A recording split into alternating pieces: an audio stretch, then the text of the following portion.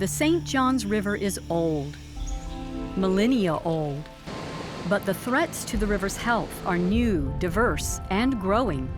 The 20th century saw it attacked from all sides, above and below. By the late 1990s, it was apparent that the St. Johns River was suffering from growth and development which had largely ignored its natural systems. That's where we come in. For more than 2 decades, your St. Johns Riverkeeper has fought to protect the health of the river and the nearly 9,000 miles of watershed that drains and sustains eastern Florida.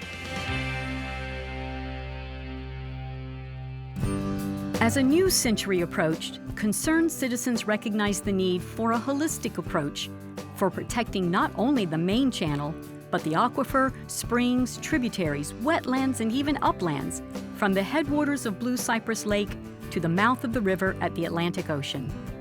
The St. Johns Riverkeeper began modestly by raising awareness and working with regulators to identify the most pressing problems.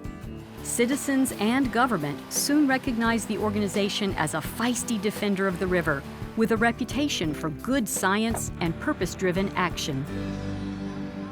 It was a River Patrol volunteer who discovered a leaking discharge pipe from a JEA sewage plant. The pipe had been dumping millions of gallons of poorly treated wastewater and personal hygiene products into the Ortiga River. The floating solids escaping the plant would lead some to call it Condom Creek. An investigation revealed that the utility knew the pipe was leaking for nearly 4 years.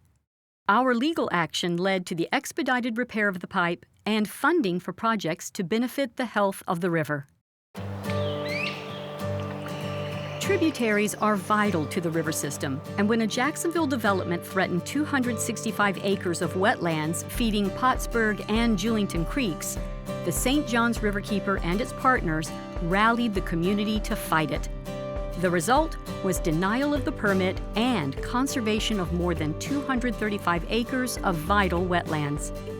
As both our scientific and legal resources grew, we were able to generate the first ever compliance report, exposing hundreds of wastewater permit violations in the St. Johns. Legal action by St. Johns Riverkeeper and our partners also led to an historic agreement with the federal government to adopt limits to the nutrient pollution that fuels the toxic algae blooms that poison our creeks and rivers. Tougher standards have led to a significant decline in nitrogen pollution in the St. Johns. Together with other organizations and our own legal resources, we forced the Florida legislature to live up to the mandate of the people on the Water and Land Conservation Amendment by spending the funds properly and not diverting the funds into general operations. Who here opposes the pipeline? Sometimes threats are not only confronted in the courtroom, but in the court of public opinion. For decades, the Georgia Pacific plant in Palatka piped its dioxin-laced effluent directly into Rice Creek, a tributary of the St. Johns. By organizing widespread public opposition and presenting scientific evidence, we helped stop the pollution at its source. Georgia Pacific agreed to water quality improvements, including stopping dioxin from being discharged into the river, and to accept responsibility for any future environmental impact. Putting pollutants into the water is not the only threat to our river. Drawing too much water out can have detrimental effects as well. The Central Florida Water Initiative is a pleasant-sounding name for sucking millions of gallons per day from the St. Johns to feed Orlando's growing sprawl. Again, the voices of our members and our attorneys pushed the Water Management District to delay permits and begin a 3-year study to assess the impact on communities downstream. Central Florida's thirst for our water has not disappeared, and your Riverkeeper remains vigilant for renewed threats.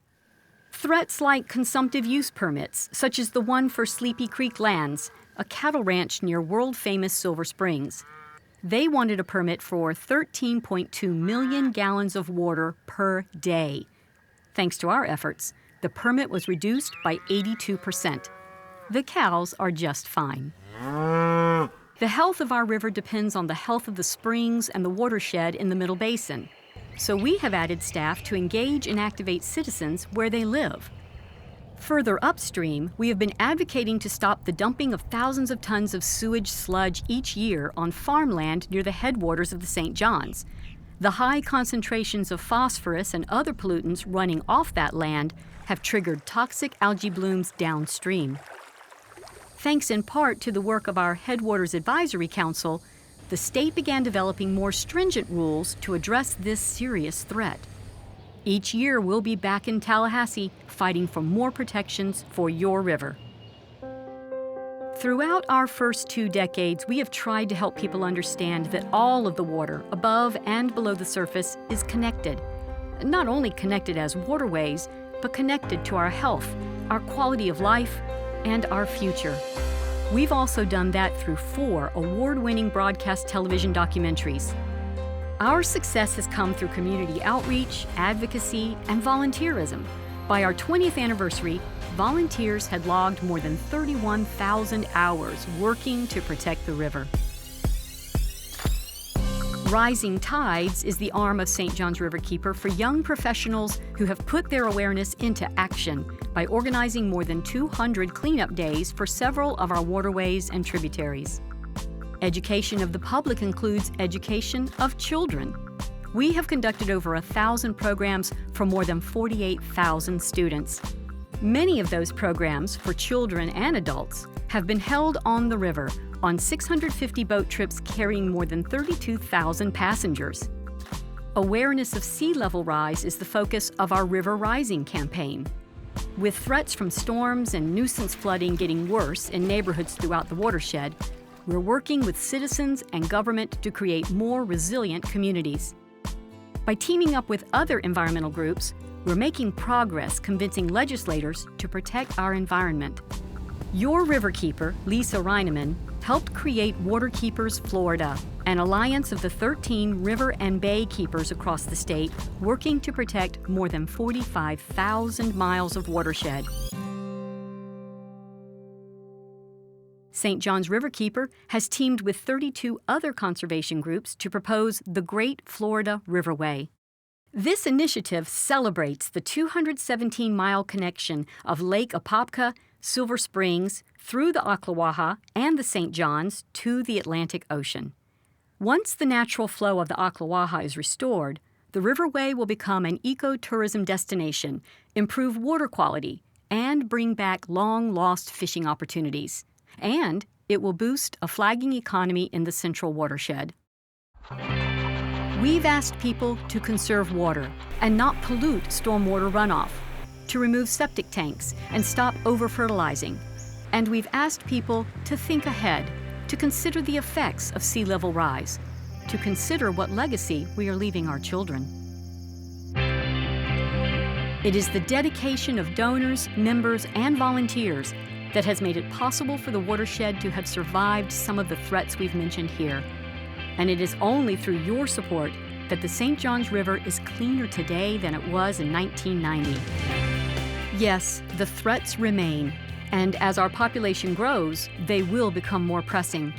But the success stories we've told here are just a few of the achievements of your St. John's Riverkeeper. We are optimistic that, with your help, we can continue to protect and preserve this vital waterway. For the river, for us all.